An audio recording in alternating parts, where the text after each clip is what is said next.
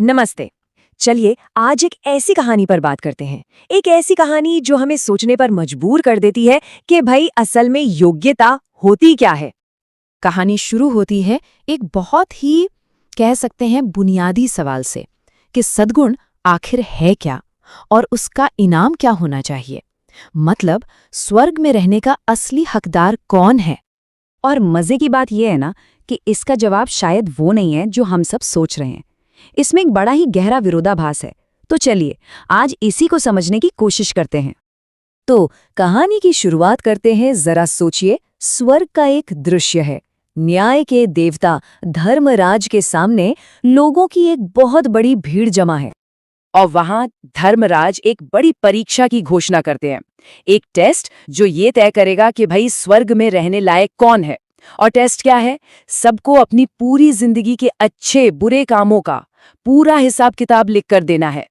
तो जैसे ही ये सारे फॉर्म्स की जांच शुरू होती है ना, एक पैटर्न साफ दिखने लगता है। उन लोगों का पैटर्न जिन्हें पूरा का पूरा यकीन है कि हाँ, स्वर्ग पर तो भाई उन्हीं का हक है। तो सबसे पहला दावेदार सामने आता है और वो कहता है, मैंने तो पूरी जिंदगी तपस्या की है। मतलब स्वर्ग में अपनी जगह पक्की करने के लिए वो अपने तपस्वी जीवन का पूरा ब्यौरा देता है। फिर बारी आती है एक विद्वान की। वो अपने ज्ञान की बात करता है, बताता है कि कैसे उसने शास्त्रों का अध्ययन किया और लोगों को धर्म का रास्ता दिखाया। और फिर एक और व्यक्ति आता है। वो अपने जीवन भर के व्रत उपवास का जिक्र करता है, अपनी भक्ति और अपने धार्मिक अनुष्ठानों के बारे में बताता है। लेकिन कहानी में ट्विस्ट यहीं आता है।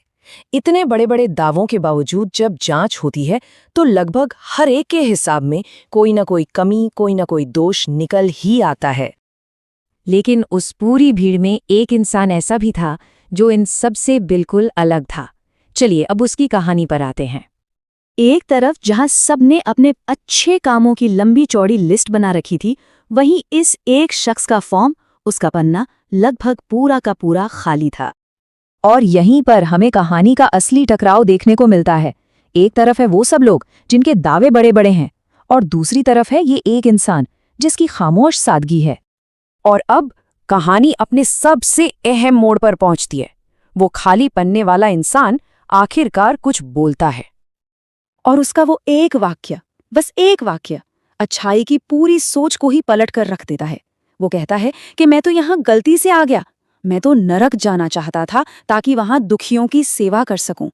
सोचिए, सारा ध्यान व्यक्तिगत पुण्य से हटकर सीधे निस्वार्थ सेवा पर चला गया। और फिर होता है वो जिसकी किसी ने उम्मीद नहीं की थी। धर्मराज ऐलान करते हैं कि असल में सिर्फ यही एक इंसान है, यही विनम्र व्यक्ति है जो स्वर्ग में रहने के लायक है। तो इस पूरी कहानी से हमें सच्चे पुण्य को लेकर दो बहुत ही गहरी बातें पता चलती हैं। पहली कि असली योग्यता दूसरों की सेवा में है, और दूसरी, स्वर्ग उन्हें नहीं मिलता जो खुद को सही साबित करने में लगे हैं, बल्कि उन्हें मिलता है जो अपनी कमियों को जानते हैं और विनम्र हैं। और आखिर में ये कहानी हमारे लिए एक बहुत बड़ा सवाल छोड़ जाती है। क्या सच्ची अच्छाई को किसी दिखावे की, किसी प्रदर्शन की जरूरत होती है? या फिर असली नेकी तो वही है जिसे पहचान की कोई परवाह ही न हो?